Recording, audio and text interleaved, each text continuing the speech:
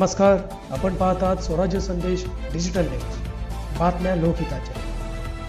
धाराशिव जिल्ह्यातील परंडा तालुक्यातील सर्वात मोठे समजले जाणारे धरण म्हणून सीना कोळेगाव प्रकल्पाची ओळख आहे। सध्या या धरणाची पाणी पातळी झोत्याच्या खाली गेली असून -6.83% एवढी झाली आहे। या धरणावर परंडा तालुक्यातील 8,700 हेक्टर क्षेत्र व करमाळा तालुक्यातील 3,400 हेक्टर क्षेत्र असे एकूण मिळून 12,100 हेक्टर एवढे क्षेत्र ओलिताखाली आहे। या धरणाच्या वरील भागात म्हणजे अहमदनगर व सोलापूर जिल्ह्यात चांगल्या प्रकारे पाऊस झाल्यास धरणाची पाणी पातळी वाढण्यास मोठ्या प्रमाणावर फायदा होतो, परंतु वरील भागामध्ये पाहिजे तेवढ्या प्रमाणात पर्जन्यमान झाले नसल्याने जिल्ह्यातील सर्वात मोठा समजल्या जाणाऱ्या धरणात सध्या पाण्याचा मृत साठा असल्याचे पाहावयास मिळत आहे। धरणातील पाण्यावर अवलंबून असणाऱ्या शेतकऱ्यांचे डोळे आता त्यामुळे पावसाकडे लागले आहे।